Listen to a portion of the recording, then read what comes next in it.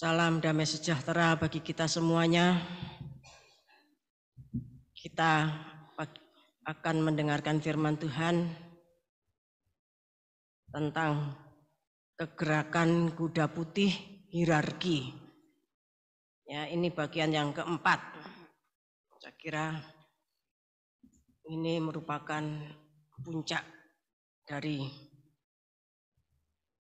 rencana Tuhan ketika Tuhan berbicara tentang kuda putih.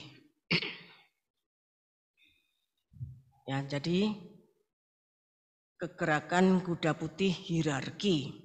Hierarki itu urutan atau urutan tingkatan atau jenjang jabatan atau pangkat kedudukan yang ada di dalam suatu organisasi. Ya, jadi suatu organisasi itu pasti punya hierarki.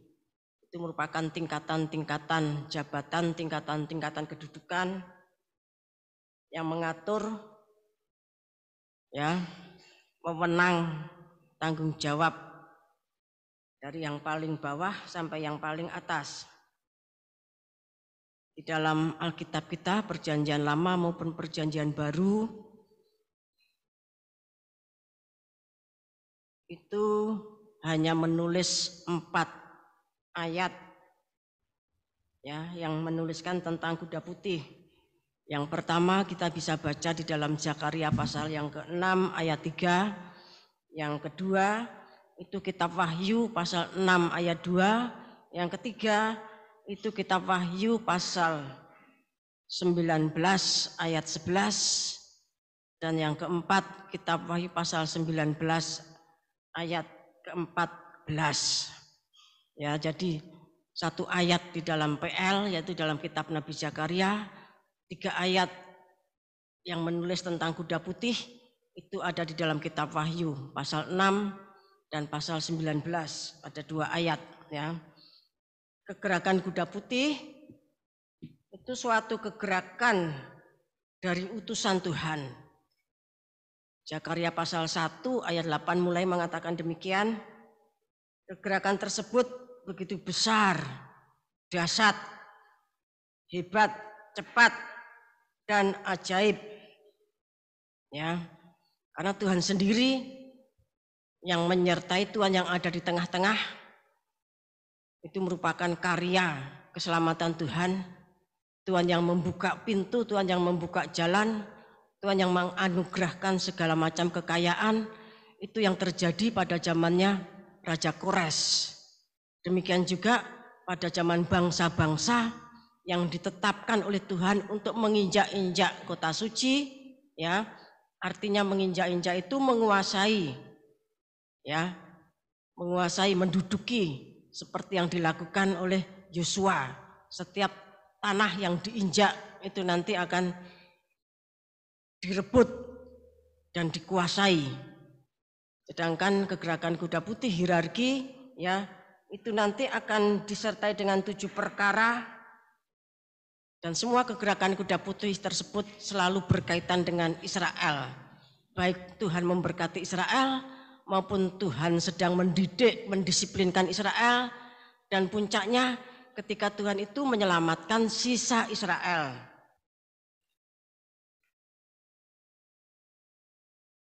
Kegerakan kuda putih tadi sudah saya katakan suatu kegerakan yang sangat dahsyat. Ya. Betapa dahsyat kegerakan kuda putih purba yang dilakukan oleh Kores untuk menggenapi Yesaya pasal 44 ayat 28, di mana Tuhan berkata, "Akulah yang berkata tentang Kores, dia gembalaku, segala kehendakku akan digenapinya," dengan mengatakan tentang Yerusalem. Jadi Kores itu akan berkata tentang Yerusalem, "Baiklah ia dibangun." Itu omongannya Kores.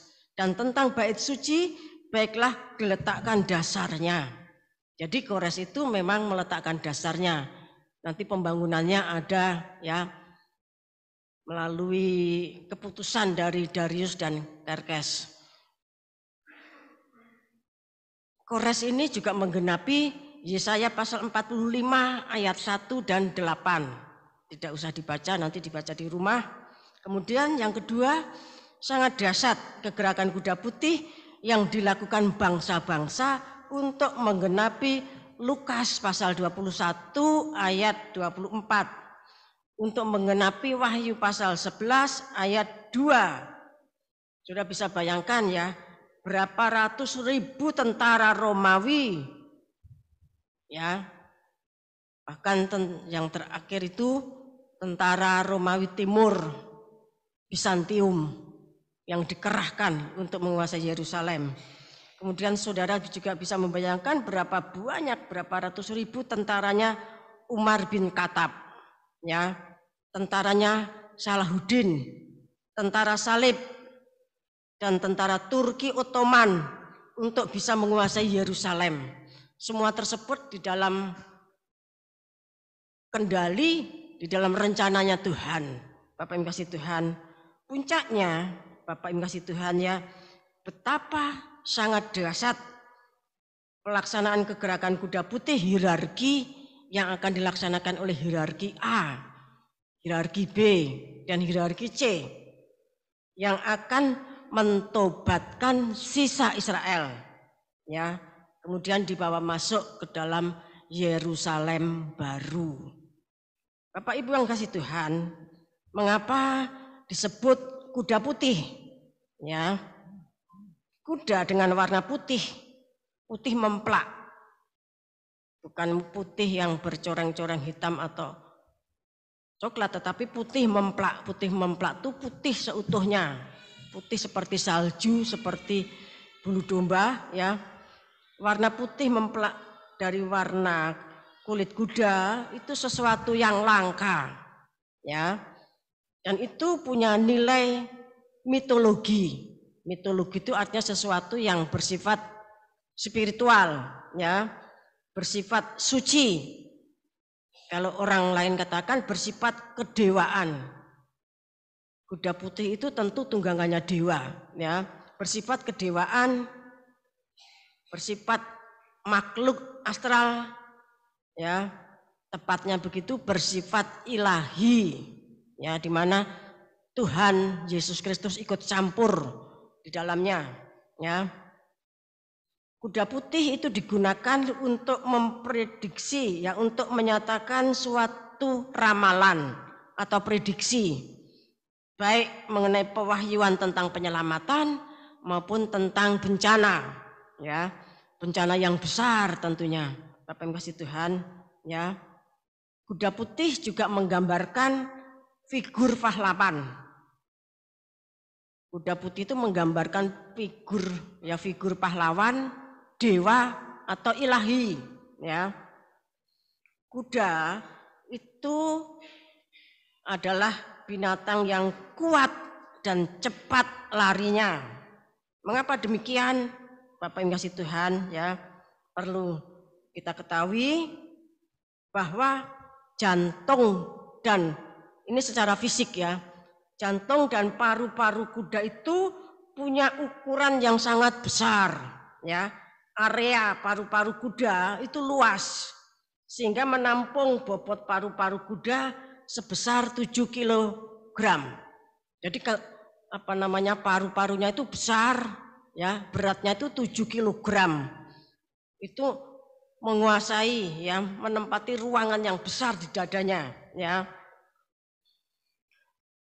Dengan paru-paru yang sebesar itu tentu menentukan kekuatan, ya, dalam napasnya juga, ya. Kemudian kuda itu punya kemampuan luar biasa dalam berlari sambil membawa beban. Apa yang ngasih Tuhan, ya, berlari sambil membawa beban. Kemudian dia mempunyai stamina yang tak mudah habis.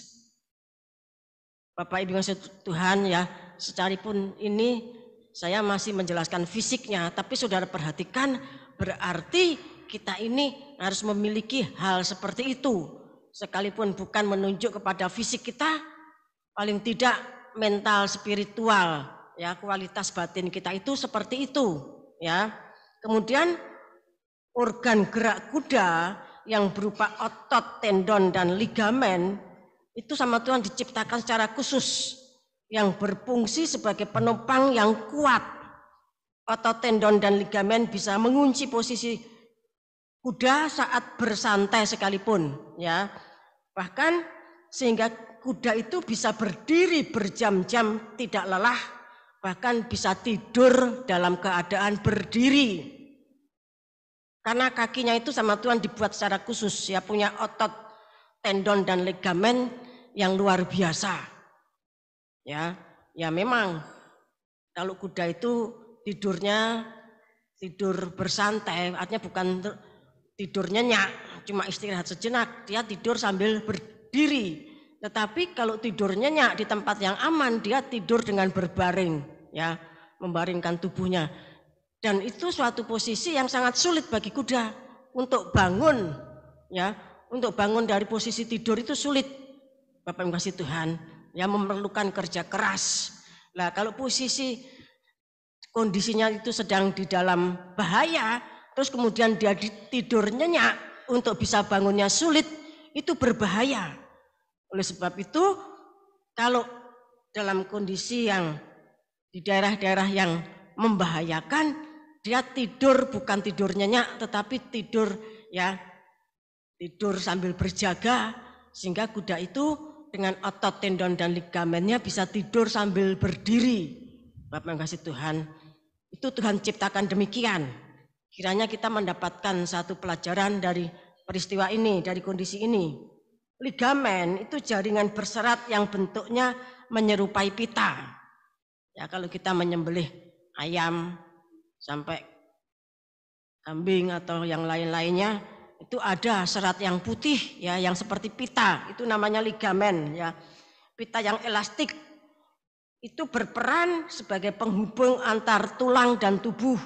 Kemudian kalau tendon itu jaringan tebal yang berfungsi, ya, menempelkan otot ke tulang. Kalau kita lihat tulang itu paling gampang tuh ayam, ya. Ada tulang lunak yang nempel di tulang-tulang itu namanya tendon. Terus itu nempel tulang dan otot atau daging. Sedangkan yang seperti pita itu namanya ligamen. Nah, kuda itu punya tendon dan ligamen yang sangat kuat. Sehingga pada saat dia berlari sekencang apapun, ya, kakinya itu tidak bodol. Bapak kasih Tuhan. Bahkan membuat dia bisa berdiri tegak sambil tidur, ya. Kuda itu punya refleks yang kuat. Kemudian dengan otot-otot yang khusus bisa memutar telinga 180 derajat. 180 derajat itu melengkung begini, ya. Telinganya itu bisa berputar 180 derajat, artinya dia bisa mendengarkan banyak hal, ya. Kemudian sama Tuhan diciptakan, ya, matanya itu ada di sisi kepalanya, bukan di depan tetapi di sisi, ya. Itu menunjukkan bahwa kuda itu bisa melihat 360 derajat. 360 derajat itu berarti keliling, ya.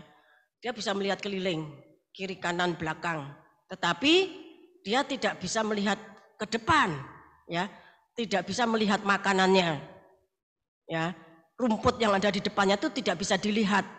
Namun demikian bisa dirasakan dengan indera pencium. Wujudnya adalah bibir dan kumis. Jadi bibir dan kumisnya kuda itu berfungsi sebagai indera pencium untuk mencium makanannya. Tetapi dia tidak bisa melihat rumput tersebut. Bapak Ibu kasih Tuhan. Ini juga pelajaran bagi kita bahwa kuda itu tidak diciptakan bertuhankan perut, ya. Dia tidak bisa melihat makanannya. Kalau manusia kan melihat makanannya sehingga bisa memilih-milih, ya. Sekalipun ada Amsal 23 ayat, ya, Amsal 25 yang mengatakan tentang kalau kita sedang makan sama para pembesar, ya, itu kita tuh enggak boleh jelalatan. Sudah tahu jelalatan? Tahu enggak jelalatan? Jelalatan itu artinya matanya tuh kesana kemari, ya. Tetapi fokuskan apa yang ada di depan, ya. Artinya menahan diri. Bapak Ibu kasih Tuhan, ya. Kuda itu binatang yang sangat cerdas, ya. Kemudian sangat sosial. Sangat sosial itu artinya suka berkelompok untuk menghindari pemangsa. Sekalipun besar, kuat, tapi itu ya menjadi mangsanya dari binatang-binatang buas seperti harimau, macan, singa dan sebagainya, ya. Sebab itu Tuhan ciptakan sedemikian rupa. Tadi dikatakan ya bahwa kuda itu punya paru-paru yang sangat besar, ya, yang menutupi jantungnya. Ruangannya sangat luas untuk 7 kg, ya. Itu memiliki satu pelajaran untuk kita, ya, bahwa di dalam tabernakel tubuh manusia, paru-paru itu terkena kepada perukupan dupa, ya. Paru-paru itu terkena kepada perukupan dupa jiwa.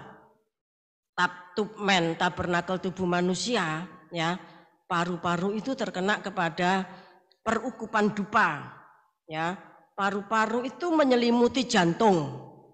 Jadi paru-paru itu menutupi jantung, menyelimuti jantung dan mengisi seluruh ruang rongga dada. Paru-paru adalah bayangan dari asap dupa dalam ruangan mahasuci. Ya. Paru-paru itu bayangan dari asap dupa yang menutupi ya ruangan mahasuci. Di dalam tabernakel mezbah dupa itu tempatnya di dalam ruang suci, bukan ruang mahasuci, ya. Namun demikian perukupan dupa, ya, perukupan dupa yang dibawa Harun itu, ya, Bapak yang kasih Tuhan, 1 kali 1 tahun. Jadi selama setahun itu sekali perukupan itu dibawa oleh imam besar ke dalam ruang mahasuci. Sehingga pada waktu melakukan pelayanan pendamaian penyucian itu Harun itu membawa darah dan ukupan. Ya, ukupan itu masuk ruang mahasuci setahun 1 kali, Bapak yang kasih Tuhan. Dan asapnya ya itu ditaruh di depan tabut perjanjian, menutupi seluruh ruangan mahasuci dan terutama tabut perjanjian. Bila kita memahami perkara ini, jiwa tabernakel dari ukupan tadi, Bapak yang kasih Tuhan, maka akan timbul satu kesadaran di dalam diri kita, satu kerinduan untuk berdoa, menyembah sebagai hal yang penting, yang menimbulkan perlindungan bagi jantung kita. Di dalam hal ini, udara pernapasan dan aliran darah itu saling berhubungan. Ya, jadi antara paru-paru dan jantung itu saling berhubungan. Bapak yang kasih Tuhan, tanpa pernapasan maka aliran darah tidak ada. Ya. Proses pembakaran tidak akan terjadi sehingga timbul rasa sesak. Ya, kalau tanpa doa itu kita sangat gampang sekali menjadi sesak. Apa yang kasih Tuhan? Ya, kalau paru-parunya tidak berfungsi, kalau tidak ada ukupan, Bapak yang kasih Tuhan, maka tadi dikatakan ya pernapasan itu aliran darah dan proses pembakaran tidak ada, ya. Dan api Kristus tidak akan diterima sebagai persembahan yang menimbulkan banyak masalah. Kita akan baca Imamat 16 ayat 13.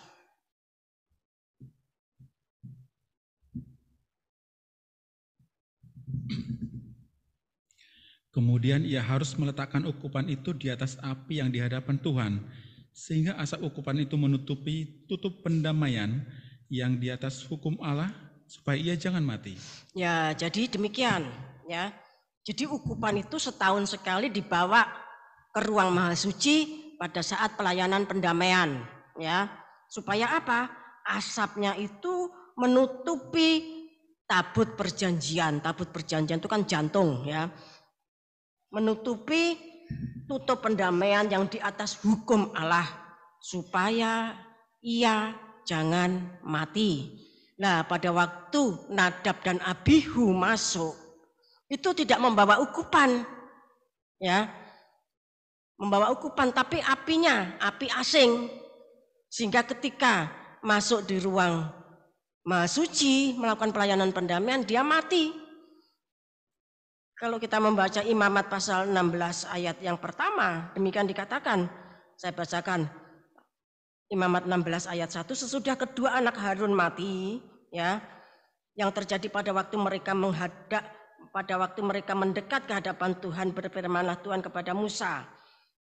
Firman Tuhan kepadanya, katakanlah kepada Harun kakakmu supaya ia jangan sembarangan waktu masuk ke dalam tempat kudus di belakang tabir ke depan tutup pendamaian yang di atas tabut, supaya jangan ia mati, karena aku menampakkan diri dalam awan di atas tutupan pendamaian.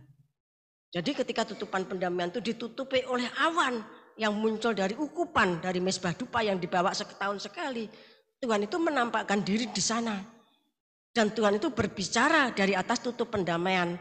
Keluaran pasal 25 mengatakan demikian, berbicara kepada Musa. Nah, ketika kedua anak Harun itu tidak menuruti aturan ini, Bapak yang kasih Tuhan, dia dibunuh mati dibunuh di dalam tabernakel, kemudian diseret keluar. Bapak yang kasih Tuhan. Dan itu juga dikhawatirkan pada zamannya Zakaria, ayahnya Yohanes Pembaptis. Ketika lama tidak keluar-keluar, dipikirnya mungkin mati seperti Nadab dan Abihu. Tetapi orang juga berpikir, ya, tidak, dia orang yang taat. Tentu ada sesuatu yang terjadi. Ya, ternyata malaikat berbicara kepada Zakaria. Bapak yang kasih Tuhan, jadi paru-paru kuda itu sedemikian besar, ya, 7 kilo menutupi jantungnya. Itu menjadi suatu pelajaran bagi kita. Kalau kita ingin maju, berderap, dan tetap tertahbiskan dalam kegerakan kuda putih, apalagi kalau kita adalah hierarki 2 di bumi atau hierarki C, ya, Bapak yang kasih Tuhan, maka dikokohkannya kita itu nanti lewat kegerakan kuda putih. Kalau dia mampu ikut serta dalam kegerakan kuda putih dan tidak menimbulkan banyak masalah, ya, dia dikokohkan dalam hierarki. Tapi kalau tidak, ya tentunya gugur, Bapak mengasihi Tuhan. Jadi kondisi kuda yang Tuhan cipta sedemikian rupa dan Tuhan pakai melalui 4 ayat di dalam Alkitab kita, itu memiliki pelajaran. Ya, Tuhan memberikan pelajaran-pelajaran kepada segala sesuatu yang ada di bumi. Kalau kita khawatir, takut, kita disuruh melihat burung pipit. Ya, kalau kita selalu khawatir, Tuhan suruh melihat kita, ya, bunga bakung. Kalau kita bingung, ya, mengapa Tuhan kok berlaku seenaknya sendiri, kita suruh datang ke Kasongan. Tuhan itu penjunan yang punya hak. Bapak yang kasih Tuhan, kalau tanah liat itu tidak bisa dibentuk, dibanting, kumpulkan lagi, kemudian dibentuk menjadi bejana yang lain. Nah, demikian juga kita para hierarki yang merindukan masuk ke gerakan kuda putih, ya, fisik tubuh kuda itu memberikan pelajaran bagi kita supaya kita cerdas, supaya kita itu tidak bertuhankan perut, supaya kita itu bisa berjaga sambil berdoa, bukan turu ngelepus, ya, tidur seperti kuda, sulit bangun nanti dan datang serangan.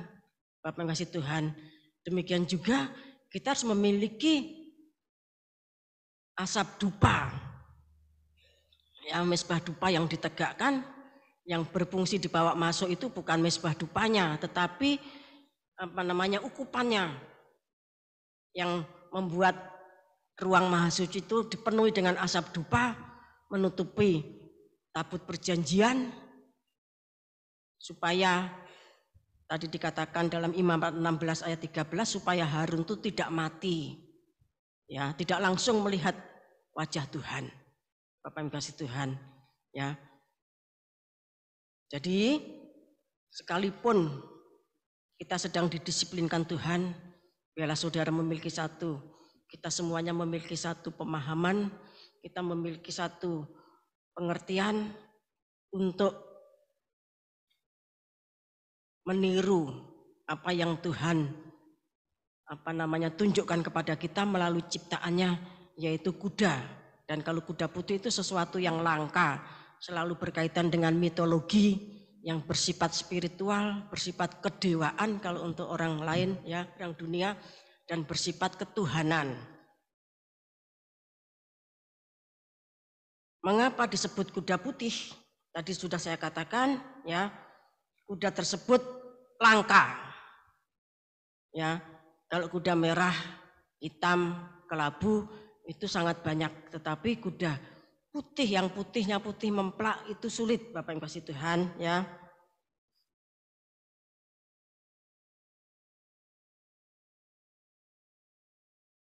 Kuda itu punya tenaga yang besar atau kuat, sehingga ada para ahli yang melakukan penelitian.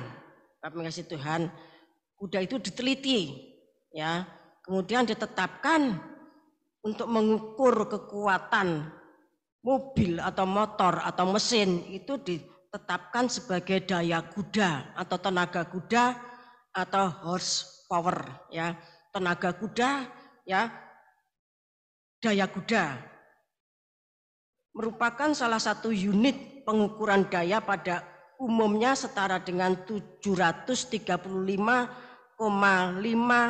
sampai 745,7 watt itu loh, watt listrik itu, ya. Kekuatan mesin memakai istilah tenaga kuda. Bapak kasih Tuhan, saya nggak patek dong ya tentang mesin, tetapi saya belajar, ya, memahami secara wacananya, secara tertulisnya, ya. Istilah tenaga kuda pada mobil atau tenaga kuda horsepower menjadi parameter ukuran performa kendaraan mechanical horsepower. Semakin besar horsepowernya, semakin kuat pula tenaga kendaraan tersebut.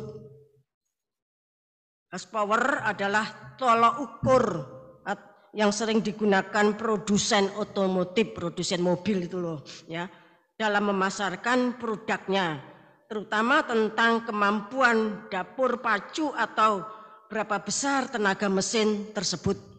Jadi Bapak Ibu kasih Tuhan, ya, mobil itu kekuatannya seberapa, daya pacunya seberapa, itu memakai ukuran tenaga kuda.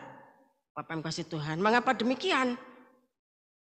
Ya, kalau kita membaca sejarah, membaca Alkitab, Perjanjian Lama terutama, kuda itu dipakai menanggung beban sambil berlari, penunggangnya berperang, ya, membawa senjata peperangan zaman kuno, Bapak kasih Tuhan, ya. Dan dia harus mengikuti, kadang berputar, kadang harus bergerak maju sesuai dengan kendali dari penunggangnya. Ya, Bapak kasih Tuhan, beda dengan lembu, beda dengan sapi, beda dengan unta ataupun keledai. Semuanya binatang tunggang, tapi tidak secepat larinya dan semampu kuda, masing-masing punya kelebihan dan kekurangan. Sekalipun tenaga kuda itu dahsyat, Bapak kasih Tuhan, ya, kita tidak bergerak dengan menunggang kuda secara sungguhan. Artinya kegerakan kuda putih itu bukannya menunggang kuda, Bapak kasih Tuhan, tetapi itu sebagai suatu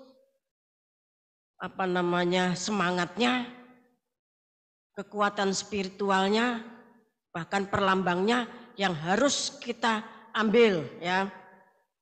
Tetapi kekuatan kegerakan kuda putih terletak pada, ya, hal-hal sebagai berikut. Kita baca Mazmur 33 ayat 16 sampai 18.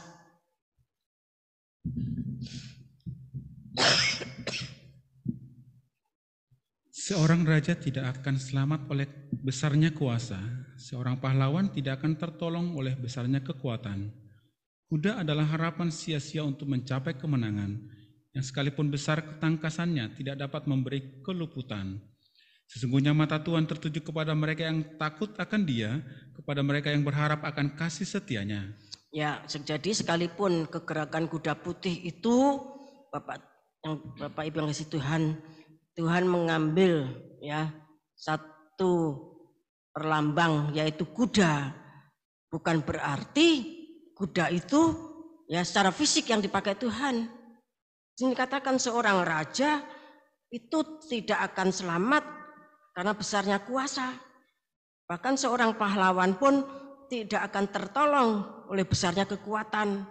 Kalau kekuatan maupun kuasa tersebut diharapkan dari kuda yang ditungganginya, Bapak Ibu Tuhan, ketika dia berperang itu akan menjadi sia-sia, ya.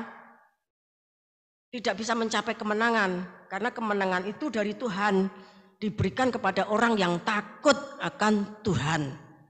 Raja Daud itu seorang raja yang sedari kecil, remaja, dewasa sampai menjadi raja itu takut akan Tuhan. Bapak yang kasih Tuhan, dia dididik untuk takut akan Tuhan. Sehingga dalam setiap peperangannya dia mengalami kemenangan demi kemenangan, kemenangan demi kemenangan sampai seluruh ya musuh-musuhnya, kerajaan-kerajaan sekitarnya itu ditaklukkan dan membawa Israel di dalam masa damai. Kemudian anaknya Salomo ya diizinkan membangun tabernakel. Artinya tabernakel itu atau bait suci itu harus dibangun di dalam masa damai. Bapak yang kasih Tuhan, ya. Jadi sekalipun kita bicara tentang kuda putih, tetapi Bapak yang kasih Tuhan bukan itu, ya. Takut akan Tuhan itu adalah membenci kejahatan, membenci kesombongan, membenci kecongkakan dan tingkah laku yang arogan, jahat. Takut akan Tuhan itu merupakan awal dari hikmat dan makrifat. Ya, permulaan hikmat dan makrifat adalah takut akan Tuhan. Bapak yang kasih Tuhan, kalau orang itu tidak takut akan Tuhan dan berkecimpung, bergubang dalam dosa-dosa tadi, sekalipun punya kunci-kunci makrifat, ya tentunya mejen, ya tidak berfungsi, ya. Kemudian kita baca Mazmur 20.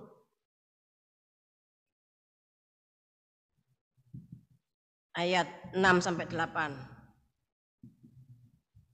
Sekarang aku tahu bahwa Tuhan memberi kemenangan kepada orang yang diurapinya dan menjawabnya dari surganya yang kudus dengan kemenangan yang gilang gemilang oleh tangan kanannya. Orang ini memegahkan kereta dan orang itu memegahkan kuda, tetapi kita bermegah dalam nama Tuhan Allah kita. Ya, sekalipun predikat kita kegerakan kuda putih hierarki, tapi kita tidak mengandalkan kuda, kita tuh mengandalkan Tuhan, memegahkan Tuhan. Kuda tadi cuma sebagai satu pelajaran, pengajaran, didikan yang harus kita ikuti supaya kita memiliki karakter, ya, badan, jiwa, roh, mental, spiritual kita seperti itu.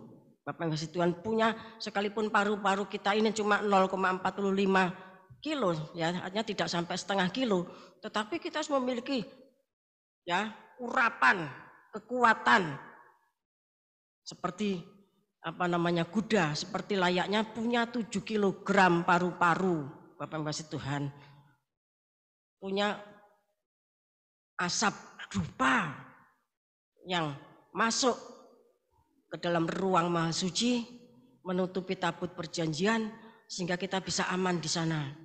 Bapak Ibu yang kasih Tuhan, kalau dalam prakteknya ketika bait suci dibangun zamannya Salomo sampai pada zamannya kitab Wahyu, ketika asap dupa itu memenuhi ruang maha suci, tidak ada seorang pun yang boleh masuk ke tempat itu karena Tuhan sedang berhadirat dan sedang berbicara kepada hamba yang tentunya mendapatkan tugas untuk menerima bicaranya Tuhan.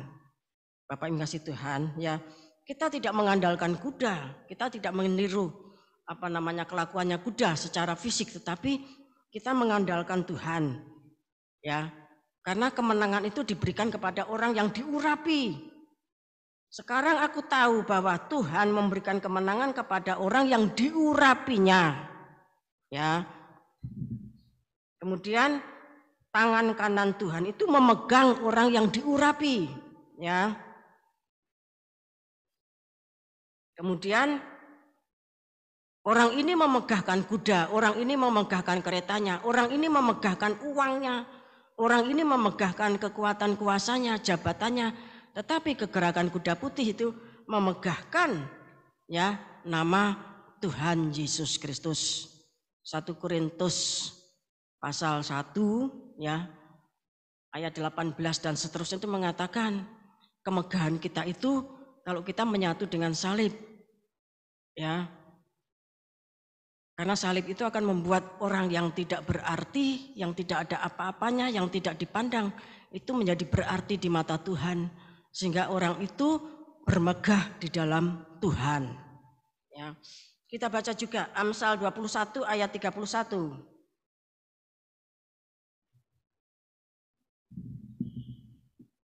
Kuda diperlengkapi untuk hari peperangan, tetapi kemenangan ada di tangan Tuhan. Ya, jadi kuda itu memang dikhususkan ya, diperlengkapi untuk hari peperangan.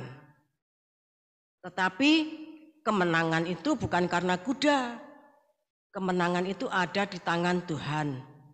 Ketika Raja Israel itu ya ikut-ikutan ya. Maksud saya ketika Raja Israel itu berperang, maka Raja Yehuda itu ikut padahal bukan dia yang harus berperang. Raja tersebut yaitu Raja Akab. Karena Akab itu tahu ya dia sudah mendapatkan nubuat yang tidak bagus, maka ketika dia berperang dia itu menyamar ya sehingga supaya tampak bahwa dia bukan Raja Israel.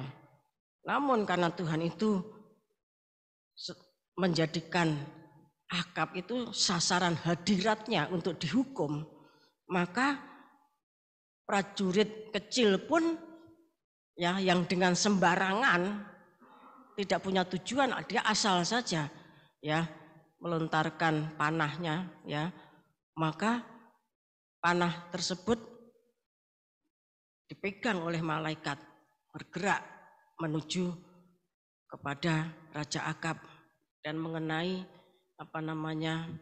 tembus mengenai celah dari pakaian perangnya. Tertutup rapat, tapi ada celah sedikit. Jadi kalau orang itu menjadi sasaran hadirat Tuhan untuk dihukum, dia sembunyi seperti apapun, tepat pada saatnya kalau sudah waktunya, ya maka orang sembarangan tidak punya tujuan apa-apa nanti akan dipakai oleh Tuhan untuk membuat Akab itu celaka. Hukuman Tuhan itu bisa lambat, bisa cepat, ya. Berkat Tuhan itu bisa lambat, bisa cepat. Ini harus dipahami oleh orang yang ditahbiskan karena itu tertulis dalam suratan Timotius. Bapak Ibu kasih Tuhan, ya. Tadi ditetapkan ya bahwa kuda itu dipersiapkan memang untuk suatu peperangan, ya. Kita baca Ayub 39.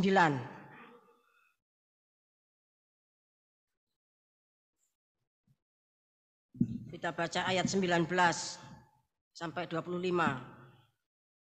Engkaukah yang memberi tenaga kepada kuda? Engkaukah yang mengenakan surai pada tengkuknya? Engkaukah yang membuat dia melompat seperti belalang? Ringkiknya yang dahsyat mengerikan. Ia menggaruk tanah lembah dengan gembira. Dengan kekuatan ia maju menghadapi senjata. Kedahsyatan ditertawakannya, ia tidak pernah kecut hati. Dan ia pantang mundur menghadapi perang, menghadapi pedang. Di atas dia tabung panah gemerincing, tombak dan lembing gemerlapan. Dengan garang dan galak dilulurnya tanah. Dan ia meronta-ronta kalau kedengaran bunyi sangkakala. Ia meringkik setiap kali sangkakala ditiup. Dan dari jauh sudah diciumnya perang, gertak para panglima dan peke. Ya, ini yang digambarkan Tuhan kepada Ayub, ya. Dikatakan, engkaukah yang memberi tenaga kepada kuda? Berarti kuda itu memang punya tenaga yang sangat kuat. Kemudian surai pada tengkuknya, ya. Rambut itu merupakan keelokan atau perhiasan yang Tuhan pasang pada kuda. Tadi dikatakan dia tuh tidak takut apapun. Kalau terdengar sangkakala, dia tuh senang banget. Wah, iki mesti ya ameh perang. Wah, dia bersuka cita sekali. Nah, Bapak yang kasih Tuhan, apa yang dituliskan ini bukan dituliskan supaya kuda itu mendengar dan mudeng. Tidak, kuda itu tidak usah dididik, dia sudah diciptakan seperti itu. Tujuannya kita membaca firman itu untuk mendidik kita supaya kita para orang yang merindukan masuk ke gerakan kuda putihnya hierarki itu punya kekuatan, tidak takut apapun. Lah kekuatannya itu bukan pada kuda, bukan pada yang lain-lain, bukan pada kesombongannya, bukan pada kecongkaannya, bukan pada uangnya, bukan juga pada pangkatnya, tetapi kepada pengurapan. Karena Tuhan memberikan kemenangan kepada yang diurapi, dan Tuhan itu memegang tangan kanan orang yang diurapi untuk mencapai kemenangan. Seperti layaknya Kores, sepertinya layaknya para raja yang Tuhan tetapkan untuk menginjak-injak Yerusalem. Bapak yang kasih Tuhan, mereka itu orang yang berani. Umar bin Khattab, Salahuddin itu terkenal. Bapak yang kasih Tuhan. Dan itu semuanya diizinkan Tuhan dalam kendalinya Tuhan. Ketika Tuhan itu sedang mendidik, mencambuk, menghukum Israel itu sedemikian peristiwanya. Nah, kita yang akan bergerak dalam kegerakan kuda putih itu jangan menjadi orang yang penakut, orang yang cengeng, orang yang gembeng, orang yang sebentar-sebentar mengeluh, sebentar-sebentar menangis cuma karena sepeser, 2 peser uang.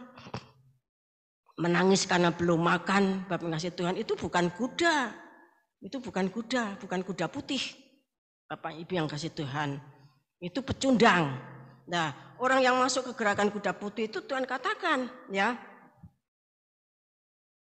itu diberi kekuatan sama Tuhan, diberi perhiasan sure. Kalau kuda putih gitu perhiasannya itu 7 perkara. Kuasa, kekayaan, hikmat, kekuatan, hormat, kemuliaan, dan puji-pujian. Itu sure dari kegerakan kuda putih. Kemudian kalau dia itu mendengar ada peperangan, dia tidak ciut nyalinya, tidak kemudian sembunyi, kemudian ampeng-ampeng. Ampeng-ampeng itu artinya di pinggir sambil melihat orang yang maju, tidak. Tetapi dengan berani, dengan gagah menghadapi semuanya. Dan saudara sudah dilatih sejak tahun 87, tahun 90 dan seterusnya. Bapak yang kasih Tuhan, supaya saudara berani menghadapi tantangan seperti apapun. Tentunya dengan hikmat. Orang juk nek apa-apa, orang bertanya di gereja dan sebagainya, aku wabu wong pastori metu, terus petentang-petenteng malang kerik, bukan begitu caranya, tetapi dengan hikmat. Bapak yang kasih Tuhan,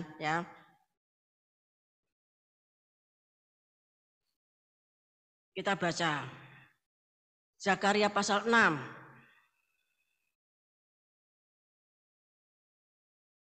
Ayat 1 sampai 8. Penglihatan ke-8, 4 kereta. Aku melayangkan mataku pula, maka aku melihat tampak keluar 4 kereta dari antara 2 gunung. Adapun gunung-gunung itu adalah gunung-gunung tembaga. Kereta pertama ditarik oleh kuda merah, kereta kedua oleh kuda hitam, kereta ketiga oleh kuda putih, dan kereta keempat oleh kuda yang berbelang-belang dan berloreng-loreng. Berbicaralah aku kepada malaikat yang berbicara dengan aku itu, apakah arti semua ini, Tuanku? Berbicaralah malaikat itu kepadaku. Semuanya ini keluar ke arah keempat mata angin, sesudah mereka menghadap kepada Tuhan seluruh bumi. Yang ditarik oleh kuda hitam itu keluar ke tanah utara, yang putih itu keluar ke arah barat, yang berbelang-belang itu keluar ke tanah selatan, dan yang merah itu keluar gelisah untuk pergi, hendak menjelajahi bumi. Lalu berkatalah ia, pergilah jelajahilah bumi. Maka mereka menjelajahi bumi. Kemudian berteriklah ia kepadaku, lihat, mereka yang keluar ke tanah utara itu akan menenteramkan rohku di tanah utara. Jadi kegerakan kuda putih itu berbarengan dengan kuda merah, hitam, dan kelabu. Bukan satu maju, terus nanti ngenteni suwe, nunggu lama baru satu maju. Tetapi tidak satu persatu, sekalipun majunya itu satu persatu, tetapi berbarengan, bergerak. Bapak yang kasih Tuhan, Dikatakan bahwa kuda, tadi dikatakan yang ditarik oleh kuda hitam itu keluar ke tanah utara. Tanah utara itu kalau saudara melihat peta dunia, tanah utara itu daerah Eropa. ya. Daerah-daerah yang di atas itu tanah utara, ya. Kemudian yang putih itu ke arah barat. Kita perhatikan, yang putih itu ke arah barat. Kemudian yang berbelang-belang itu ke tanah selatan. Tanah selatan itu kalau peta dunia itu bagian bawah, ya, bagian bawah daerah selatan, ya. Kemudian yang kuda merah itu dia gelisah, hendak keliling jagat. Ya, jadi yang hitam itu ke utara, yang berbelang-belang itu ke selatan, yang merah itu keliling bumi. Ya Bapak Ibu Tuhan, sedangkan secara khusus kuda putih itu mengarah ke barat. Bapak Ibu Tuhan, barat itu kalau kita melihat peta dunia itu menunjuk kepada Amerika. Ya, menunjuk kepada Amerika. Kita baca Matius pasal 24 ayat 27.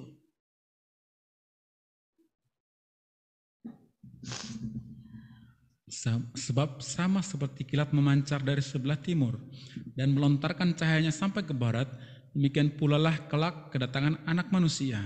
Ya, jadi barat itu memang menjadi tujuan dari kegerakan kuda putih.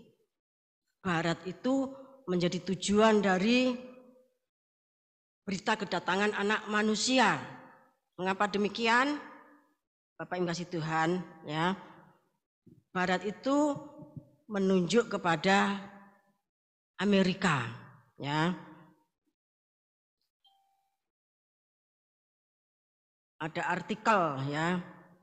Artikel itu judulnya "Sejak kapan kaum Yahudi menjamah Amerika hingga akhirnya mampu mengendalikan negeri Paman Sam ini", ya. Ini cuplian dan singkatannya, ya, maksudnya kesimpulan, ya. Pada tanggal 3 Agustus tahun 1492 ketika Christopher Columbus, ya saudara tentunya pernah mendengar, memulai pelayaran ke barat, ya,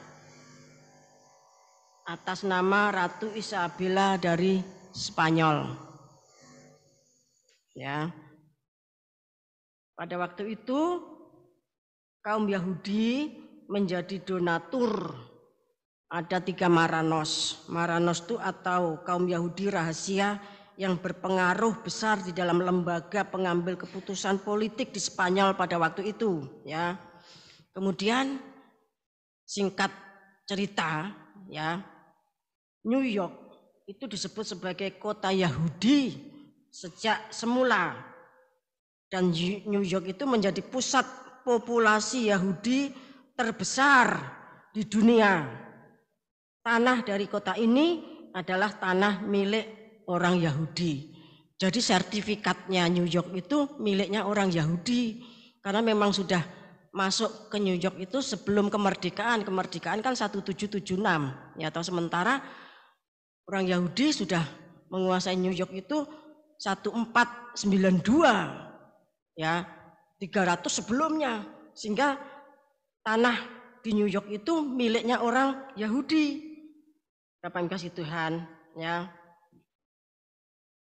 Mereka berseru dan bersemangat mengatakan bahwa Amerika adalah tanah yang dijanjikan Tuhan, ya, atau the promised land. New York itu sama dengan New Yerusalem, ya.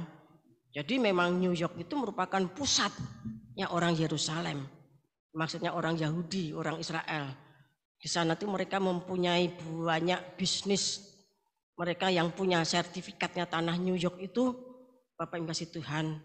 Dan memang Tuhan itu membangun 2, ya, negara di dunia ini. Yang pertama itu negara Israel di tanah Palestina, yang kedua itu Amerika. Amerika itu dibangun di dalam nama Tuhan Yesus Kristus. Ya, dengan menumpangkan, para pendirinya menumpangkan tangannya di Alkitab. Bapak yang kasih Tuhan, dan di sana itu orang yang Israel yang tinggal di New York itu lebih besar dari yang tinggal di tanah Palestina sana. Dan mereka lebih kaya-kaya. Dan mereka itu yang menyokong berdirinya dan kondisi keseluruhan Israel yang ada di tanah Palestina, Bapak Ibu kasih Tuhan. Jadi segala sesuatu yang terjadi di bumi itu berdasarkan keputusan firman Tuhan. Kalau Tuhan pada zamannya Zakaria sudah mengatakan bahwa kegerakan kuda putih nanti akan bergerak ke barat. Ya tidak mungkin pada akhir zaman kemudian kuda putih itu bergeraknya semaunya sendiri. Bapak Ibu kasih Tuhan. Karena tujuannya memang kuda putih yang terakhir, kuda putih kegerakan kuda putihnya hierarki itu menjangkau sisa Israel. Kalau soal dihukum, 2000 tahun Israel itu dihukum. Perang salib itu 2000 tahun, ya tentara Islam itu memenangkan tentara-tentara Kristen dari Eropa. Tuhan izinkan semua khalifah-khalifah Islam itu menguasai Yerusalem. 400 tahun Turki Ottoman itu berkuasa di Yerusalem dan sampai sekarang itu memang menggenapi tadi saya katakan Lukas 21 ayat 24 sampai 25 dan kitab Wahyu pasal 11 ayat yang kedua. Bapak kasih Tuhan, bangsa-bangsa itu punya hak tinggal di Yerusalem. Karena semuanya adalah ciptaan Tuhan, ya. Nah, nanti hasil dari kegerakan kuda putih itu ya Israel yang dimeterai itu akan dibawa masuk bukan ke Yerusalem yang jasmani, tetapi masuk Yerusalem baru. Karena tentang Yerusalem jasmani, Rasul Paulus sudah mengatakan kita tidak berbicara tentang Yerusalem yang di tanah Arab. Ya, tidak demikian, bukan itu, Bapak yang kasih Tuhan, ya. Jadi kalau Amerika Serikat itu menjadi tempat orang Yahudi berdiam, maka itu sesuai dengan Zakaria pasal 6 ayat 6, ya, sesuai dengan Matius 24 ayat 27. Bapak Ibu yang dikasih Tuhan, ya. Jadi kegerakan kuda putih adalah penyelamatan sisa Israel. Kita baca Roma pasal 11 ayat 1 sampai 11. Sisa Israel. Maka aku bertanya, adakah Allah mungkin telah menolak umatnya? Sekali-kali tidak, karena aku sendiri pun orang Israel dari keturunan Abraham, dari suku Benyamin. Allah tidak menolak umatnya yang dipilihnya. Ataukah kamu tidak tahu apa yang dikatakan kitab suci tentang Elia, waktu ia mengadukan Israel kepada Allah? Tuhan, nabi-nabimu telah mereka bunuh, mesbah-mesbahmu telah mereka runtuhkan, hanya aku seorang dirilah yang masih hidup, dan mereka ingin mencabut nyawaku. Bagaimanakah firman Allah kepadanya? Aku masih meninggalkan 7.000 orang bagiku yang tidak pernah sujud menyembah Baal. Demikian juga pada waktu ini ada tinggal suatu sisa menurut pilihan kasih karunia. Tapi jika hal itu terjadi karena kasih karunia, maka bukan lagi karena perbuatan. Sebab jika tidak demikian, maka kasih karunia itu bukan lagi kasih karunia. Jadi bagaimana? Israel tidak memperoleh apa yang dikejarnya, tapi orang-orang yang terpilih telah memperolehnya, dan orang-orang yang lain telah tegar hatinya, seperti ada tertulis, Allah membuat mereka tidur nyenyak, memberikan mata untuk tidak melihat, dan telinga untuk tidak mendengar, sampai kepada hari sekarang ini. Dan Daud berkata, biarlah jamuan mereka menjadi jerat dan perangkap, penyesatan dan pembalasan bagi mereka. Dan biarlah mata mereka menjadi gelap, sehingga mereka tidak melihat, dan buatlah punggung mereka terus-menerus membungkuk. Ya, ini tentang sisa Israel. Apakah Tuhan itu ya memang terus menolak umatnya? Bapak kasih Tuhan. Tentu orang Roma itu tahu bagaimana kondisinya orang Israel. Ya, yang sampai puncaknya tahun 70, tahun 135 dan seterusnya. Apakah Israel itu terus-menerus ditolak Tuhan? Tidak. Namun kita sudah diajar ya, Israel itu diizinkan kesandung supaya bangsa-bangsa lain itu selamat. Kalau Israel itu tidak pernah kesandung dan tidak jatuh, tidak ada keselamatan bagi goyim. Ya. Kemudian penolakan Israel itu keselamatan untuk goyim. Israel atau zaitun asli yang dipatahkan, itu dipatahkan karena tidak percaya. Saudara perhatikan, cabang-cabang dari pohon zaitun asli itu dipatahkan karena tidak percaya, menjadi seteru Injil. Nah kemudian zaitun liar, yaitu goyim, itu dicangkokkan karena apa? Tegak tercacak di dalam iman, ya, tegak tercacak di dalam iman. Kalau kemudian kehilangan iman, Bapak Ibu kasih Tuhan, kalau Israel saja karena tidak punya iman dipatahkan, kita tegak tercacak karena iman, karena percaya. Kalau kita kehilangan iman, apakah tidak sangat mudah untuk dipatahkan kembali, dimuntahkan, dibuang? Bapak Ibu kasih Tuhan, saudara perhatikan, ya. Kemudian kita baca Roma pasal yang ke-11, mulai ayat 11 dan selanjutnya. Israel tersandung, bangsa-bangsa lain selamat. Maka aku bertanya, adakah mereka tersandung dan harus jatuh? Sekali-kali tidak. Tapi oleh pelanggaran mereka, keselamatan telah sampai kepada bangsa-bangsa lain, supaya membuat mereka cemburu. Sebab jika pelanggaran mereka berarti kekayaan bagi dunia, dan kekurangan mereka kekayaan bagi bangsa-bangsa lain, terlebih-lebih lagi kesempurnaan mereka. Aku berkata kepada kamu, hai bangsa-bangsa bukan Yahudi, justru karena aku adalah rasul untuk bangsa-bangsa bukan Yahudi, aku menganggap hal itu kemuliaan pelayananku. Yaitu kalau aku dapat membangkitkan cemburu di dalam hati kaum sebangsaku menurut daging dan dapat menyelamatkan beberapa orang dari mereka. Sebab jika penolakan mereka berarti perdamaian bagi dunia, dapatkah penerimaan mereka mempunyai arti lain daripada hidup dari antara orang mati? Sudah perhatikan ayat 15. Sebab jika penolakan mereka berarti perdamaian bagi dunia, dapatkah penerimaan mereka mempunyai arti lain daripada hidup dari antara orang mati? Terus. Jikalau roti sulung adalah kudus, maka seluruh adonan juga kudus. Dan jikalau akar adalah kudus, maka cabang-cabang juga kudus. Karena itu apabila beberapa cabang telah dipatahkan dan kamu sebagai tunas liar telah dicangkokkan di antaranya dan turut mendapat bagian dalam akar pohon zaitun yang penuh getah, janganlah kamu bermegah terhadap cabang-cabang itu.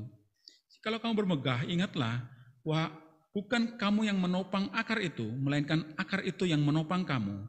Mungkin kamu akan berkata, ada cabang-cabang yang dipatahkan supaya aku dicangkokkan di antaranya sebagai tunas. Baiklah, mereka dipatahkan karena ketidakpercayaan mereka, dan kamu tegak tercacak karena iman. Janganlah kamu sombong, tetapi takutlah. So, kalau Allah tidak menyayangkan cabang-cabang asli, Ia juga tidak akan menyayangkan kamu. Sebab itu perhatikanlah kemurahan Allah dan juga kekerasannya, yaitu kekerasan atas orang-orang yang telah jatuh. Tetapi atas kamu, kemurahannya, yaitu jika kamu tetap dalam kemurahannya. Jika tidak, kamu pun akan dipotong juga. Dan mereka pun akan dicangkokkan kembali jika mereka tidak tetap dalam ketidakpercayaan mereka. Sebab Allah berkuasa untuk mencangkokkan mereka kembali. Sebab jika kamu telah dipotong sebagai cabang dari pohon zaitun liar dan bertentangan dengan keadaan itu, kamu telah dicangkokkan pada pohon zaitun sejati. Terlebih lagi mereka ini yang menurut asal mereka akan dicangkokkan pada pohon zaitun mereka sendiri. Ya, jadi demikian, Bapak kasih Tuhan, ya. Tuhan memakai goyim untuk membangkitkan cemburunya.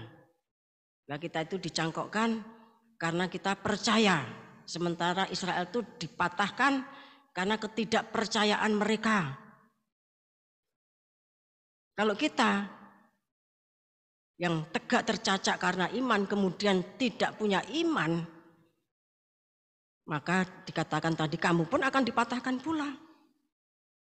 Bapak Ibu kasih Tuhan. Dan kita akan fokus pada ayat yang ke-20 ya. Maksud saya ayat 15.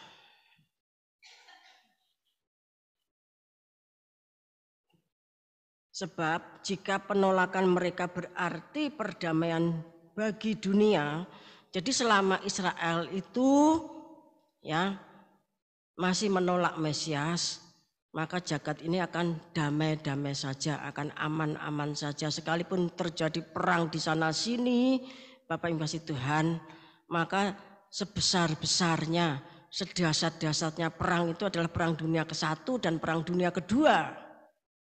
Tetapi nanti kalau Israel itu mulai menerima, maka perang itu bukan lagi perang dunia seperti perang dunia ke-1, ke-2. Perang itu akan sangat dahsyat sampai menghancurkan jagat. Itulah perang nuklir dan perang Harmagedon. Ya. Penerimaan mereka atau pertobatannya Israel menerima Tuhan Yesus Kristus sebagai Tuhan dan Juru Selamatnya, Mesias yang dijanjikan, kemudian dimeteraikan jumlahnya 144.000, Bapak Ibu kasih Tuhan, kemudian damai sejahtera itu diambil dari bumi. Itu Wahyu pasal 6 ayat 4, ketika kuda merah itu langsung melesat mengikuti kuda putih. Begitu Israel itu menerima, maka damai itu diambil dari muka bumi. Selagi Israel belum menerima, masih menolak, bumi ini damai-damai saja. Bapak Ibu kasih Tuhan, ya. Kita akan baca Injil Yohanes pasal 1 ayat 1. Ini yang harus dilakukan oleh Israel. Firman yang telah menjadi manusia.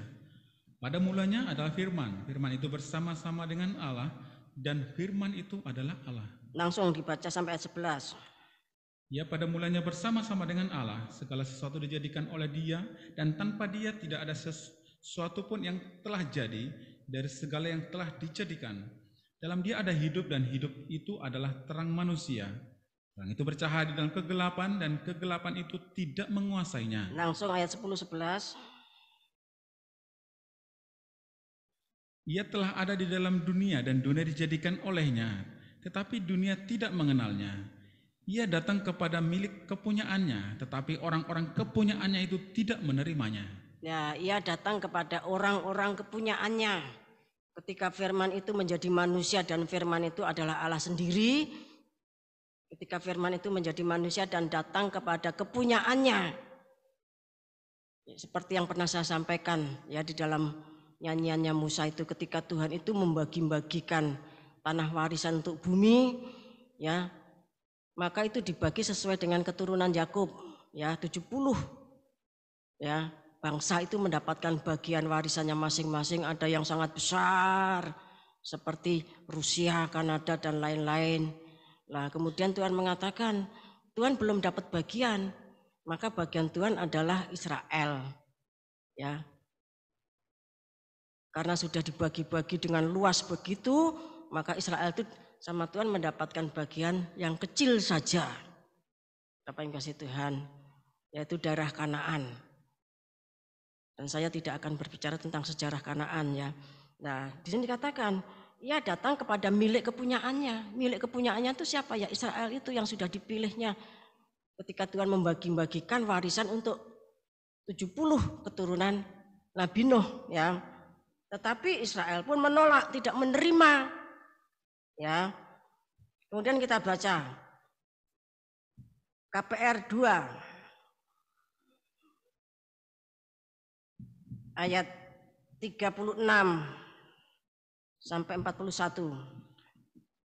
Jadi seluruh kaum Israel harus tahu dengan pasti bahwa Allah telah membuat Yesus yang kamu salibkan itu menjadi Tuhan dan Kristus. Ya, jadi semua orang Israel itu harus tahu bahwa Yesus yang kamu salibkan bukan Yesus Barabas yang dibebaskan, tetapi Yesus yang kamu salibkan itu telah dibuat oleh Tuhan, ya, dibuat oleh Allah, ya, menjadi Tuhan dan Kristus, sehingga Tuhan Yesus Kristus. Orang Israel harus tahu itu. Terus ketika mereka mendengar hal itu, hati mereka sangat terharu. Lalu mereka bertanya kepada Petrus dan rasul-rasul yang lain, apakah yang harus kami perbuat, saudara-saudara? Jawab Petrus kepada mereka, bertobatlah dan hendaklah kamu masing-masing memberi dirimu dibaptis dalam nama Yesus Kristus untuk pengampunan dosamu. Maka kamu akan menerima karunia Roh Kudus. Sebab bagi kamulah janji itu, dan bagi anak-anakmu, dan bagi orang yang masih jauh, yaitu sebanyak yang akan dipanggil oleh Tuhan Allah kita. Dengan banyak perkataan lain lagi ia memberi suatu kesaksian yang sungguh-sungguh, dan ia mengecam dan menasihati mereka, katanya, berilah dirimu diselamatkan dari angkatan yang jahat ini. Ayat 41. Cara hidup jemaat yang pertama, orang-orang yang menerima perkataan itu memberi diri dibaptis, dan pada hari itu jumlah mereka bertambah kira-kira 3.000 jiwa. Ya, jadi Kristen mula-mula, Kristen perdana itu orang Yahudi. Jumlahnya 3.000. 3.000 itu berarti mereka itu memenuhi ya kota untuk ruang suci sampai ruang maha suci. Terima kasih Tuhan. Kemudian nanti sudah membaca dalam pasal ayat berikutnya, jumlahnya bertambah menjadi 5.000. 5.000 itu memenuhi daerah halaman, ya. Nah, inilah yang dimaksudkan Tuhan ketika dia bersabda, rombak bait Allah, aku akan membangunnya dalam waktu 3 hari. Dan inilah yang diukur, orang 3.000, orang 5.000 itu yang diukur di dalam Wahyu pasal 11 ayat 1. Bapak Ibu kasih Tuhan, ya. Kemudian kita baca Wahyu pasal 7.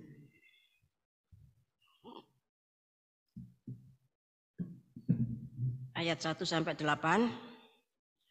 Orang-orang yang dimeteraikan dari bangsa Israel. Kemudian daripada itu aku melihat 4 malaikat berdiri pada keempat penjuru bumi, dan mereka menahan keempat angin bumi, supaya jangan ada angin bertiup di darat atau di laut atau di pohon-pohon.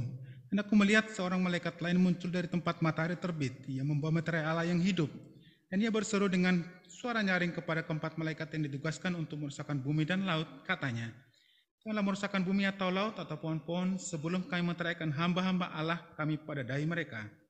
Dan aku mendengar jumlah mereka yang dimeteraikan itu 144.000 yang telah dimeteraikan dari semua suku keturunan Israel. Dari suku Yehuda 12.000 yang dimeteraikan. Dari suku Ruben 12.000, dari suku Gad 12.000, dari suku Aser 12.000, dari suku Naftali 12.000, dari suku Manase 12.000, dari suku Simeon 12.000, dari suku Lewi 12.000, dari suku Isakar 12.000, dari suku Zebulon 12.000, dari suku Yusuf 12.000, dari suku Benyamin 12.000. Ya, ini hasil dari kegerakan kuda putih. Ya, 144.000 orang Israel dimeterai. Mereka nanti terhimpun di dalam Wahyu pasal 14. Artinya mereka itu yang juga masuk menjadi mempelai, ya, masuk menjadi mempelai, digabungkan dengan mempelai asal Goyim. Bapak kasih Tuhan. Dilakukan pemeteraian oleh malaikat sang surya, dibantu 4 guru, ya, yang disadarkan untuk tidak ngawur, ya, tetapi bersabar sampai terjadi pemeteraian. Jadi Bapak Ibu sekalian, tujuan kuda putih akhir zaman, tujuan kuda putih hierarki itu menyelamatkan sisa Israel.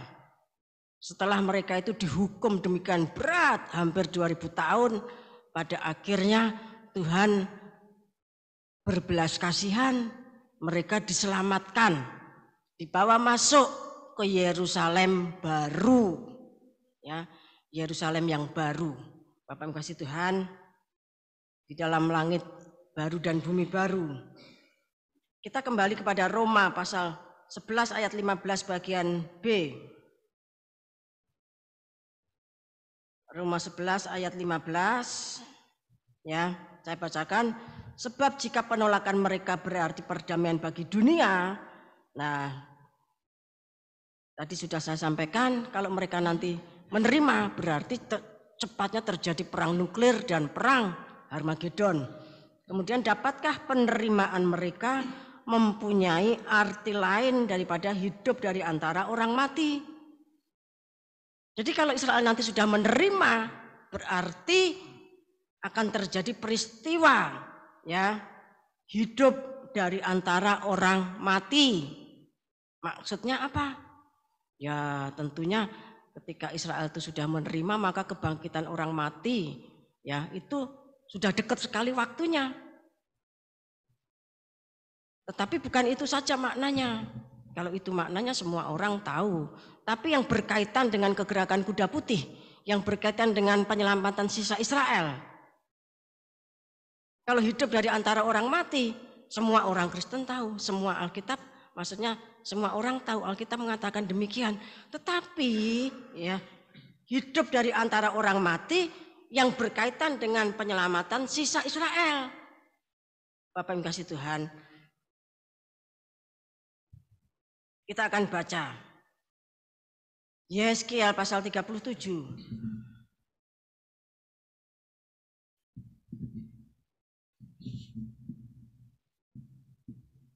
Kita baca ayat 1 dan seterusnya. Kebangkitan Israel. Lalu kekuasaan Tuhan meliputi aku dan ia membawa aku keluar dengan perantaraan rohnya. Semua memperhatikan Alkitabnya masing-masing. Kalau Alkitabnya ada di HP, saudara tidak boleh utak-utik ke sana kemari, dibaca Alkitabnya.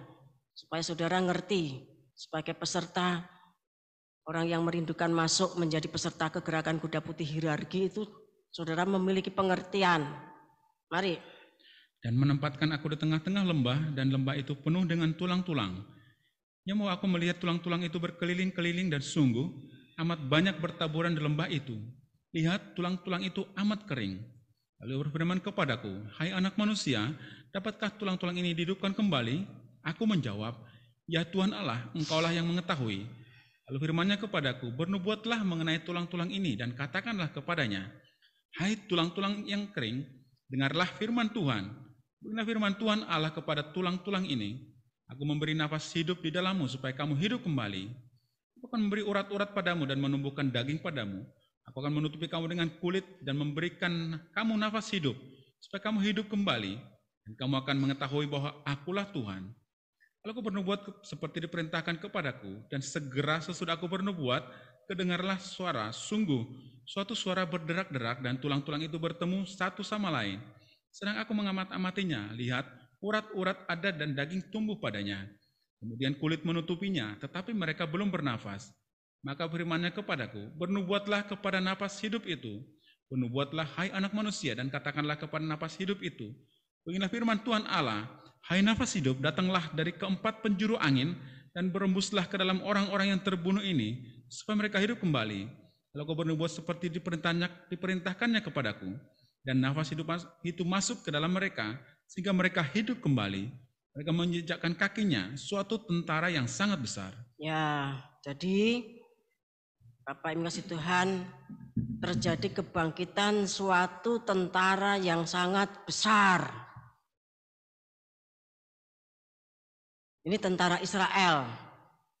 Berarti ini bukan kebangkitan ya ketika Tuhan datang, yang mati dibangkitkan, yang hidup diubahkan, bukan.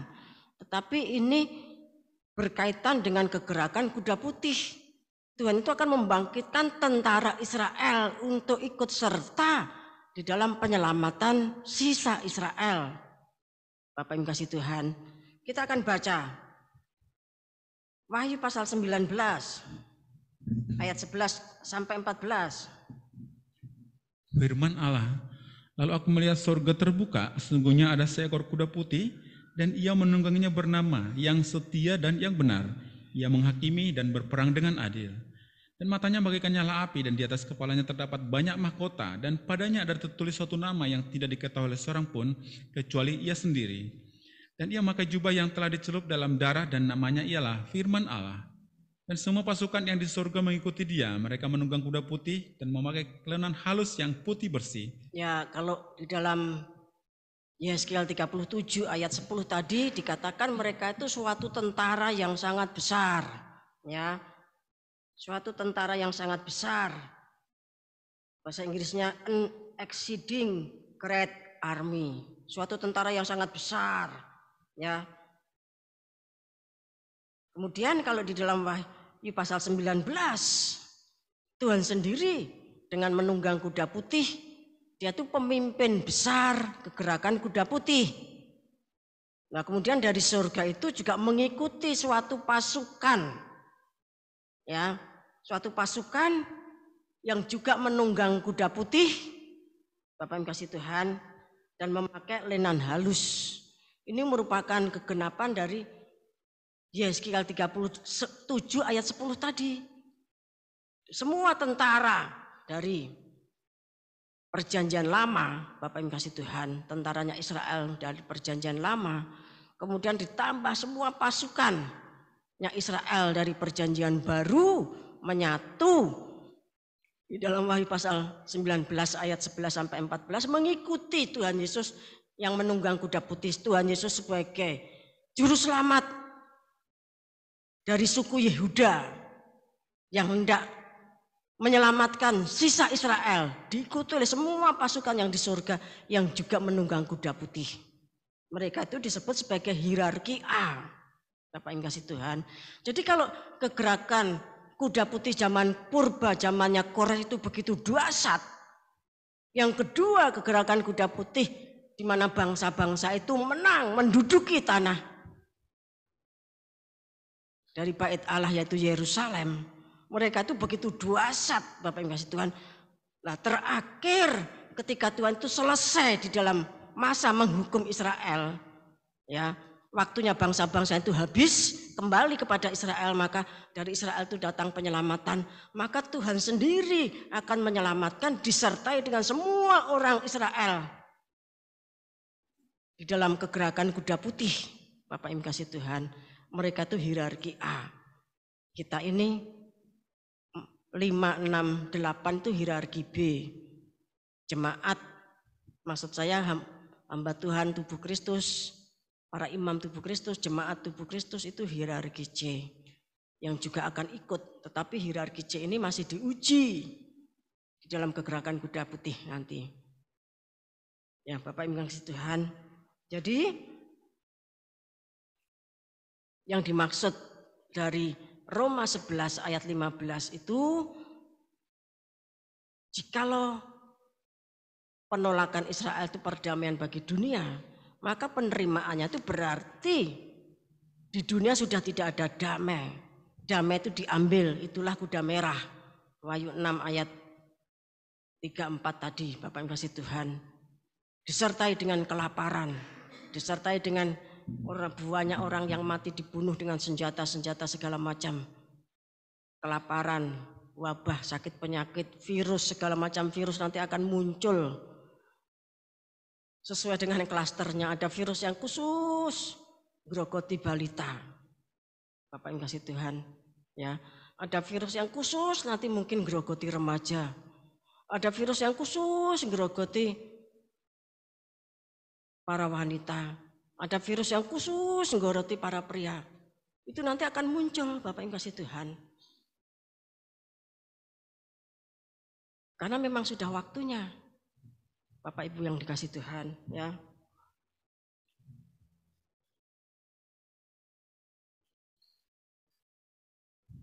Nah, kalau Israel itu menerima berarti terjadi kebangkitan dari antara orang mati, tetapi bukan kebangkitan seperti yang dikatakan dalam Tesalonika maupun dalam Korintus, tetapi kebangkitan yang akan mengurus sisa Israel di dalam kegerakan kuda putih, yaitu tentara yang sangat besar, suatu pasukan yang dahsyat yang menunggang kuda putih mengikuti Tuhan Yesus Kristus, ya, dari suku Yehuda yang juga menunggang kuda putih. Jadi kegerakan kuda putih yang terakhir atau yang ketiga itu begitu dahsyat, Bapak Ibu kasih Tuhan. Itulah sebabnya betapa saya ini rindu saudara itu memiliki jiwa kegerakan begitu. Ya, jiwa kegerakan itu dibangun melalui apa?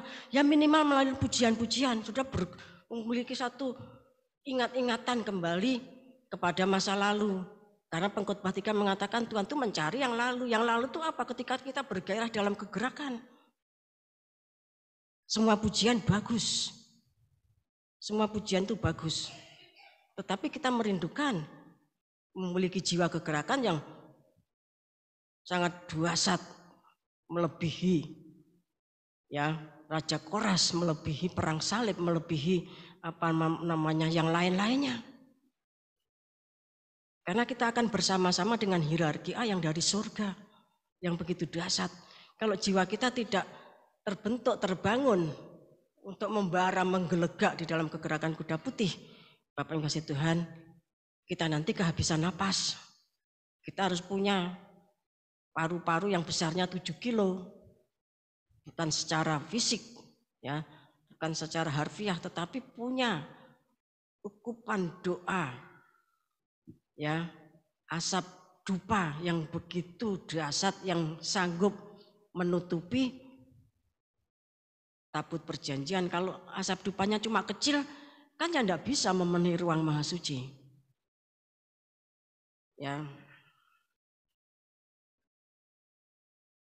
Maka Bapak mengasihi Tuhan, ya, sesuai dengan Roma pasal 11 ayat 15a dan 15b tadi, Bapak mengasihi Tuhan, dikatakan selagi Israel itu masih menolak dunia ini damai.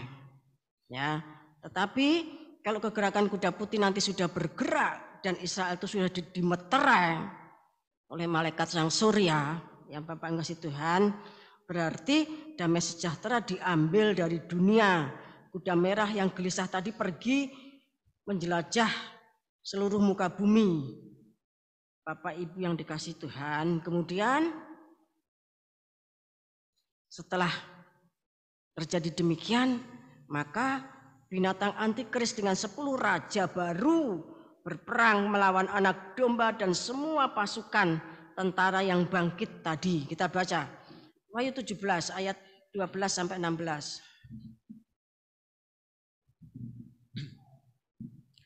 Dan ke-10 tanduk yang telah kulihat itu adalah 10 raja yang belum mulai memerintah, tetapi 1 jam lamanya mereka akan menerima kuasa sebagai raja bersama-sama dengan binatang itu. Mereka seia sekata, kekuatan dan kekuasaan mereka berikan kepada binatang itu. Mereka akan berperang melawan anak domba, tapi anak domba akan mengalahkan mereka karena ia adalah tuan di atas segala tuan dan raja di atas segala raja. Mereka bersama-sama dengan dia juga akan menang, yaitu mereka yang terpanggil, yang telah dipilih, dan yang setia. Ya, jadi nanti dalam perang Harmagedon itu, ya, binatang antikris itu bersama 10 raja baru yang baru saja dilantik itu, mereka itu berperang melawan anak domba. Ya. Tetapi anak domba itu mengalahkan mereka, antikris dengan seluruh pengikutnya, ya. Karena ia adalah tuan di atas segala tuan, raja di atas segala raja. Mereka yang bersama-sama dengan dia, jadi ketika Tuhan itu berperang dalam perang Harmagedon, ada mereka yang bersama-sama dengan dia. Siapa itu? Ya, tadi yang dibangkitkan dalam Yeskiel 37 ayat 10. Mereka yang mengikuti di dalam Wahyu pasal 19 ayat 11 sampai 14. Mereka itu juga akan menang. Jadi pasukan kegerakan kuda putih yang dipimpin, pemimpin besar kegerakan kuda putih yaitu Tuhan Yesus Kristus sendiri yang digambarkan menunggang kuda putih, diikuti hierarki A yang juga menunggang kuda putih. Bapak Mistonya itu nanti akan membuat Israel menerima. Tentunya hikmat ma'rifatnya Tuhan Yesus sempurna. Tentunya hikmat ma'rifatnya ya para tentara dan para pasukan yang dari surga itu sempurna. Demikian juga kita hierarki B, ya. Kita juga akan bekerja dengan membanting tulang, memeras keringat, mencurahkan ke7 perkara. Ya. Dan itu nanti akan memicu perang Harmagedon. Bapak yang kasih Tuhan, memicu perang Harmagedon. Jadi kegerakan kuda putih sampai perang Harmagedon itu kan waktunya cuma kurang lebih 7 tahun. Dari perang kegerakan kuda putih sampai perang Harmagedon itu kan kalau dalam hitungan suratan 2 Petrus pasal 3 ayat 8 itu kan cuma 10 menit. Jadi pasukan yang dari surga itu turun untuk kegerakan kuda putih sampai kepada perang Harmagedon. Wahyu 17 ayat yang ke-14 ini.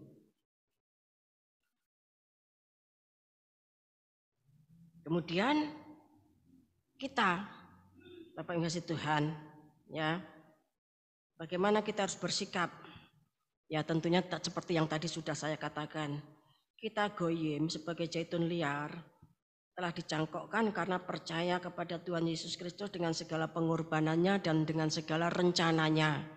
Kita percaya bahwa Tuhan yang membuat rencana, maka Dia itu sanggup melaksanakan. Ya, kalau kita tegak tercacak itu karena iman. Nah, kalau iman kita terkikis, maka kita tidak akan disayangkan. Ya, kalau iman kita terkikis, kita tidak akan disayangkan. Kita akan dipotong kembali. Kalau zaitun asli saja dipotong gampang, apalagi kalau cuma cangkokan di sendal gitu saja dengan tangan kanannya Tuhan, tidak usah pakai senjata. Bapak Ibu sekalian, kita sudah runtuh. Kita akan baca sebagai ayat terakhir, Yesaya pasal 40. Yesaya 40 ayat 27.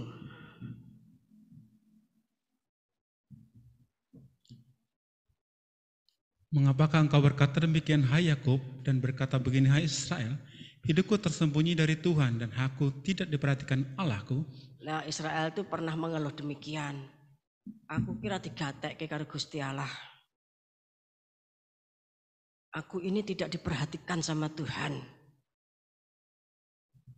Tersembunyi, tidak diperhatikan sama Tuhan. Orang lain diberkati sedemikian dahsyat. Aku sudah setia sejak remaja sampai sekarang. Sudah setia sejak sekolah minggu sampai sekarang. Ikut MP3, ikut macam-macam. Hidupku cuma begini saja. Aku ini tidak diperhatikan oleh Tuhan. Itu keluhannya Israel. Demikian juga keluhannya hierarki.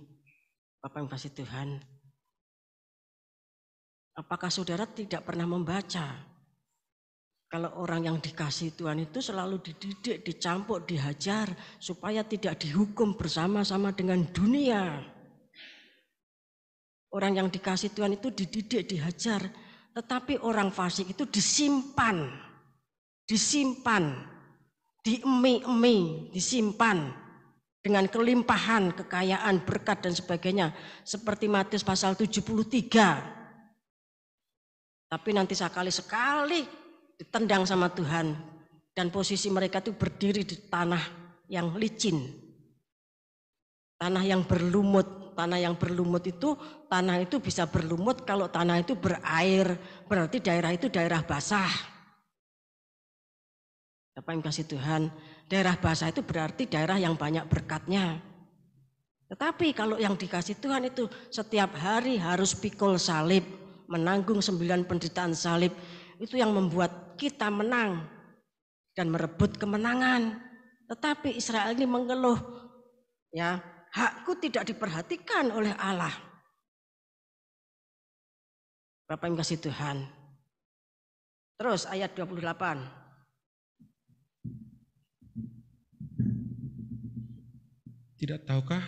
Tidakkah kau tahu dan tidakkah kau dengar, Tuhan ialah Allah kekal yang menciptakan bumi dari ujung ke ujung. Ia tidak menjadi lelah dan tidak menjadi lesu, tidak terduga pengertiannya. Ia memberi kekuatan kepada yang lelah dan menambah semangat kepada yang tiada berdaya. Orang-orang muda menjadi lelah dan lesu, dan teruna-teruna jatuh tersandung. Tapi orang-orang yang menanti-nantikan Tuhan mendapat kekuatan baru. Mereka seumpama raja wali yang naik terbang dengan kekuatan sayapnya. Mereka berlari dan tidak menjadi lesu. Mereka berjalan dan tidak menjadi lelah. Ya, hendaknya orang yang dipilih oleh Tuhan itu sadar. Neng bumi mau mampir ngombe. Kita ini punya cuma peziarah sebentar di bumi ini. Kewarganegaraan kita ialah dari surga. Dan kita akan ke sana, ke rumah kita yang sesungguhnya, kepada harta benda kita yang sesungguhnya. Di sini ini cuma mampir ngombe. Oleh sebab itu biarlah kita sabar menantikan Tuhan, supaya kita boleh masuk ke dalam kerajaan surga, di mana kita adalah warga negara kerajaan surga. Kalau kita sabar, kita menantikan Tuhan, maka kekuatan kita akan diperbaharui. Menanti Tuhan dengan penuh pengertian. Minta ampun karena telah banyak sungut-sungut, telah banyak mengomel seperti Israel tadi. Bapak yang kasih Tuhan, ya. Kalau kita sadar, kita bertobat, kembali membangun iman kita bahwa Tuhan yang sudah merencanakan, maka Dia sanggup melakukan. Indonesia ini masih beruntung karena di sini ada Yesaya 46 ayat 9 sampai 11. Sehingga saudara tidak diizinkan melihat perkara-perkara dahsyat seperti yang terjadi di luar negeri. Bapak Ibu kasih Tuhan, kita diam seperti di tanah Goshen karena aman, tidak melihat apapun. Sehingga kekurangan sedikit saja sudah keluh kesah. Kalau di luar sana saudara melihat berita-berita itu, sangat mengerikan. Bapak Ibu kasih Tuhan, karena kita tidak lihat apapun. Bapak Ibu kasih Tuhan, kita cuma lihat uang dan nasi. Kita banyak mengeluh, bertobat. Kita sabar menantikan Tuhan, ya, maka kekuatan kita akan diperbaharui. Bagaikan kita itu punya paru-paru sebesar 7 kilogram. Kita mampu menyembah dan memiliki asap ukupan dupa yang dahsyat, yang membuat kita tidak mati pada saat memasuki ruang Maha Kudus.